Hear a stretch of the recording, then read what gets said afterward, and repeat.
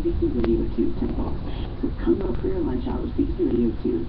You're going to hear music by a man who tried, in his own small way, to make peace between two religions in the 15th and 1600s. That's next.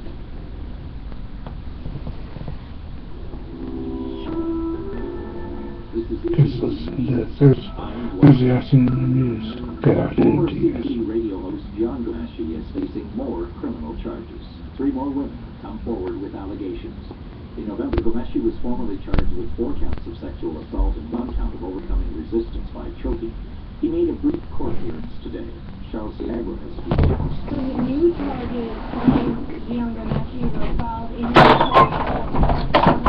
here in Toronto. 3 more women have come forward with 3 separate allegations of sexual assault. We know now he is facing an additional 3 charges of sexual assault.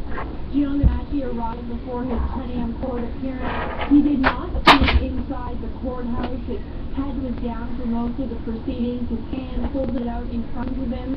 John Gomeshi did not speak when he left the courthouse. Instead, his lawyer made this brief statement.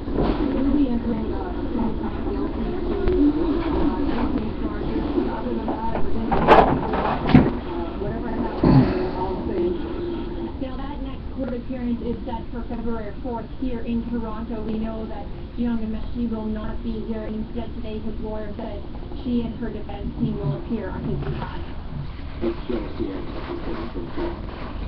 French special forces and heavy police are monitoring roads into and out of Paris as the manhunt continues for 2 suspects in yesterday's mass shooting. There are reports police believe there are 39 suspects at one house in a rural village northeast of the city. This after shots were fired in a gas station robbery not far away. A third suspect, an 18-year-old, surrendered to police overnight, denying involvement in the attack and saying he was in school at the time. Now, earlier today, a female police officer in Paris was shot and killed when a man opened fire on her at the scene of a car accident. A second person was wounded. The attack happened in a Paris suburb. Journalist Carrie Newton describes what happened. The police woman arrived. She was taking some information about the car accident. Well, the shooter arrived. Shot her, hit her, shot the second time. He's a guy who was working for the city. He was injured on the face, and there was a fight in the street then because people were trying to stop him, and he managed to flew away, and apparently there were another couple of 3 gunshots on the street. Police say none of the shooting is connected with the attack on a French newspaper, but they are treating it as a terrorist incident. The commander of the Joint Task Force in Iraq says he's confident there have been no civilian casualties as a result of Canadian airstrikes. Brigadier General Daniel Constable provided an update today on Canada's role in the U.S.-led coalition. He said there's been a total of 7 attacks in Iraq over the last couple of weeks. During his briefing, Constable also expressed condolences following yesterday's attack in Paris. I wish to express deep condolences to my friends, those killed in yesterday's terrorist attack in Paris. We continue to stand firm with our allies against such terrorist attacks and remain resolved, alongside our international partners, to positively contribute to international peace and security. Constable confirmed that Canada's last airstrike was on January 1st. Some 600 military personnel are engaged in Canada's mission in Iraq, which involves bombing ISIS targets.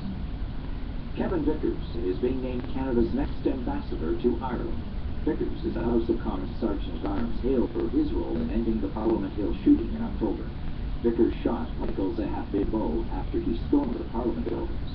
The gunman had earlier shot and killed Corporal Nathan Cirillo at the National War Memorial. Vickers will be formally appointed tomorrow. A collision between the Republican-dominated U.S. Congress and President Barack Obama is drawing closer. All Republicans and 1 Democrat on the Senate Energy Committee passed a bill today to approve the Keystone XL oil pipeline. Next week, the legislation heads to debate in the full Senate, where Republicans hold a majority. The U.S. President has said he will veto the bill because it does not comply with the established review process. And that's the ABC News to the South. I'm Dwight Smith.